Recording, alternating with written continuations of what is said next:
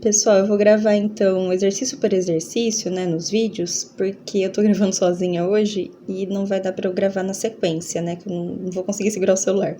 Mas enfim, então vamos começar pelo capítulo 3, exercício número 2. Tá falando para determinar os valores das incógnitas em cada item a seguir. As incógnitas são o A, B e H, tá? Percebam que a nomenclatura não tá igual àquela nomenclatura que a gente viu na aula, na teoria. Vocês vão utilizar aquelas formulinhas do triângulo retângulo. Sabe que tinha um monte de formulinha para vocês decorarem? É aquilo lá que vocês vão usar. Só fiquem atentos que lá na nossa formulinha, a gente chamou o que ele chamou de A, a gente geralmente chama de C. E o A, a gente fala que é tudo isso daqui, ó. Que é a hipotenusa, tá? Isso daqui que a gente fala que é o nosso Azinho. Então, fiquem atentos que ele falou que Azinho é isso aqui. E tudo bem, a nomenclatura não importa, é só você saber identificar o que é cada coisa, tá bom? Então, fiquem atentos e a fórmula que vocês vão usar, as fórmulas que vocês vão precisar usar, estão naquela aula das fórmulas do triângulo retângulo, beleza? O nosso segundo exercício é o número 3 da sessão extra, que tá falando o seguinte: em um triângulo retângulo, desenhei o triângulo retângulo, as projeções dos catetos sobre a hipotenusa têm medidas iguais às raízes da equação. Aqui. X² menos 10x mais 24 igual a 0, tá? Então, o que vocês vão fazer, gente? Primeira coisa, que foi uma pegadinha aí do exercício. Falou pra gente que as raízes dessa equação, x1 e o x2, eles têm as medidas iguais às projeções dos catetos sobre a hipotenusa. Então, o x1 e o x2 que vocês encontrarem aqui não são os catetos propriamente ditos, são as projeções deles. O que são as projeções? Deixa eu ver aqui para eu riscar. Pronto. Projeção, gente, é quando a gente traça essa linha aqui, essa altura. Quando a gente traça essa altura e coloca o valor de M e o valor de N, tá bom? Então, aqui eu tenho Bzinho, aqui eu tenho Czinho, aqui eu tenho M, aqui eu tenho N, aqui eu tenho H. Vocês lembram disso, né? E tudo isso daqui eu chamo de A. Aqui até o final. Eu tô olhando pelo celular, gente, é difícil. Então, quando vocês encontrarem x1 e x2, vocês não estão encontrando os catetos, tá bom? Vocês estão encontrando os valores de M e N, tudo bem? A partir daí, encontrando os valores de M e N, aí vocês vão descobrir qual a medida dos catetos, tá bom? Que são B e C. Como que vocês vão calcular isso? Sabendo a medida de M e de N, vocês sabem já a medida de A, certo? Que é a soma de M mais N. Sabendo a medida de A, eu tenho formulinhas. Dentro daquela formulinha que eu acabei de falar para vocês, aquele monte de fórmula de triângulo retângulo, lá eu tenho algumas formulinhas que vocês vão conseguir identificar quanto é B e quanto é C. Ó, B é igual, B ao quadrado, se eu não me engano, é igual a M vezes A, e C ao quadrado é igual a N vezes A. Tá? Mas vocês vão encontrar sabendo as raízes dessa equação. Então, de novo, as raízes da equação vão ser os valores de M e N. Sabendo o valor de mas qual que é M e qual que é N?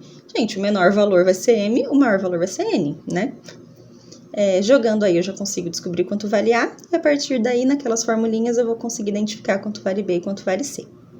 Agora, gente, o número 7 está falando assim: a altura de um triângulo equilátero. O que é um triângulo equilátero? Triângulo equilátero é um triângulo com todos os lados aqui iguais, né? Ou seja, se aqui mede x, aqui também mede x, aqui embaixo também mede x. E tá falando que a altura desse triângulo vale 6 raiz de 3. Então, a altura é 6 raiz de 3. Beleza. E tá perguntando pra gente qual é a área.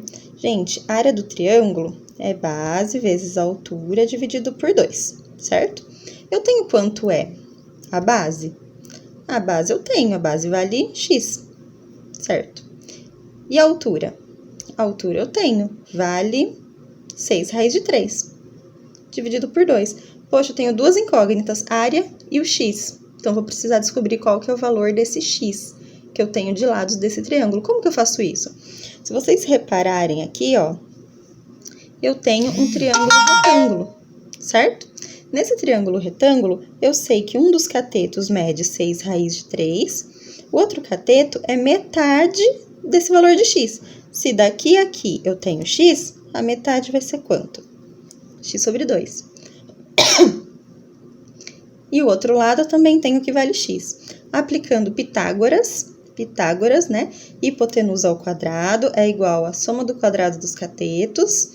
E eu vou descobrir qual é o valor de x. Sabendo o valor de x, eu jogo aqui e descubro quanto vale a área desse triângulo. Tá bom? Pessoal, o 13 tá bem tranquilo, né? A gente já fez bastante exercícios desse de escada, apoiada no muro e tal. Tá falando que essa escada mede 4 metros. Então, a escada, que é essa diagonal aqui, mede 4 metros. E uma das extremidades está apoiada no topo do muro. E a outra extremidade distancia do muro 2,4 metros. Então, tá longe do muro 2,4 metros. Só de olhar aqui, gente, eu já consigo saber o valor da altura desse muro, certo? A altura desse muro é exatamente o que eu quero saber, tá bom? Então, vocês vão descobrir aí. Hipotenusa ao quadrado é a soma do quadrado dos catetos e vão achar para mim quanto vale x. Só que atenção, tá? Às vezes a gente tem um número na raiz com vírgula. A gente já aprendeu o que eu faço com o número com vírgula. Por exemplo, quando eu tenho 1,21, raiz de 1,21. Como que eu calculo? Vou na calculadora? Não. Eu tenho uma maneira de calcular. Eu passo esse número aqui para a fração. Gente, não vai ser esse número, tá? Mas aqui vai dar um número com vírgula, eu já estou explicando para vocês como fazer. Eu já passo ele para a fração, porque 1,21 é 121 dividido por 100. Por que 100? Porque para andar e ele virar 121, a vírgula tá aqui, eu ando 2 casas. Então, eu divido por 100, tá bom? É igual raiz de 121 dividido por raiz de 100, só separei. Raiz de 121 eu sei? Eu sei, vale 11. A raiz de 100 eu sei? Eu sei, vale 10. Agora sim, voltando para número decimal, como que eu coloco 11 décimos em decimal? 1,1. Por quê? Tá dividindo. Eu vou diminuir esse número. Diminuo quantas casas? Eu tenho um zero só, eu ando uma casinha para cá. Tá bom? Então, 1,1. A gente já viu em notação científica. Então, o que eu queria explicar para vocês desse exercício era exatamente isso daqui. Quando um número tiver vírgula dentro da raiz, transforma ele em decimal para ficar mais fácil, tá bom? O número 15, gente, que é o último exercício do capítulo 3, tá querendo saber o valor de H no triângulo a seguir, tá? Percebam que é um triângulo aqui irregular. Eu não tenho muito como saber.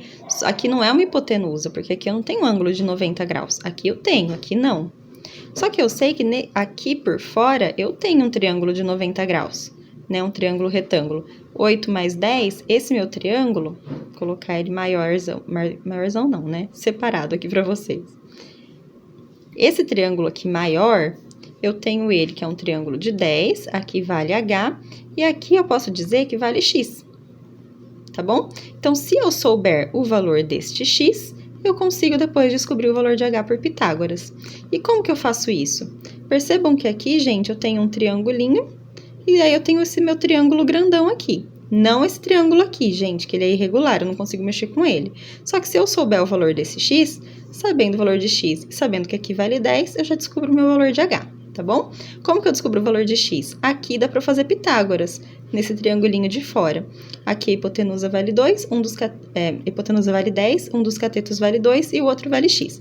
Faço Pitágoras aqui, descubro o valor de X. Sabendo o valor de X, eu jogo ele aqui e descubro o meu valor de H, tá bom? Tranquilo de fazer, gente. Agora nós vamos para o capítulo 4. Pessoal, então aqui no capítulo 4, ele está perguntando qual é o seno, cosseno e tangente em relação a alfa e beta, né? A única coisa que não vai mudar, que vocês podem já circular, é esse 13. Ele sempre vai ser hipotenusa. Ele está de frente com o ângulo de 90 graus, ele vai ser sempre hipotenusa.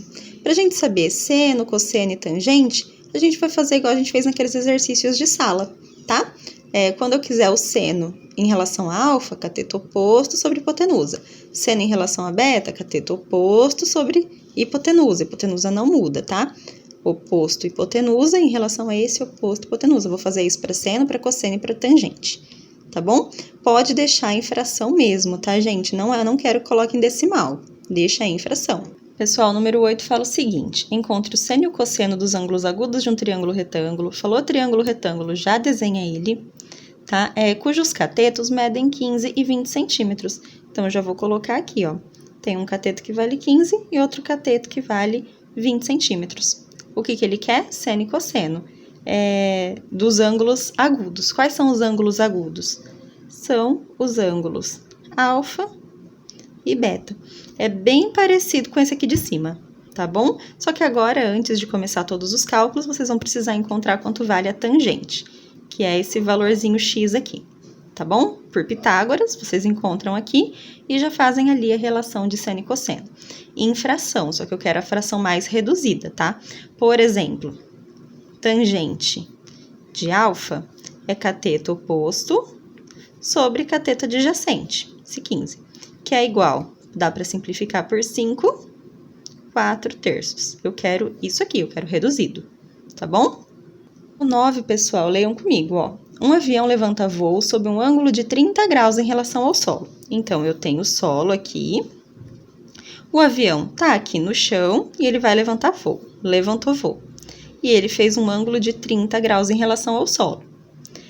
Depois de percorrer 8 quilômetros, ó, ele levantou voo, tá andando, tá subindo ainda. Depois de 8 quilômetros, ele se encontra a que altura? Ó, a altura aqui, ó. Como que vocês vão, em que altura em relação ao solo, né? O que vocês vão precisar, ó?